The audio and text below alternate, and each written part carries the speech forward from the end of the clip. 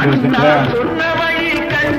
சட்டப்பேரவை தேர்தலில் உடுமலைப்பேட்டை சட்டமன்ற தொகுதியினுடைய வேட்பாளராக தேசிய ஜனநாயக தேசிய முற்போக்கு கூட்டணியினுடைய தலைவர்களாக போட்டியிடுகின்ற எனக்கு நீங்கள் அனைவரும் ஒருமுகமாக இருந்து இரட்டை இலை சின்னத்திலே வாக்களிக்குமாறு அன்போடு கேட்டுக்கொண்டிருக்கிறேன்.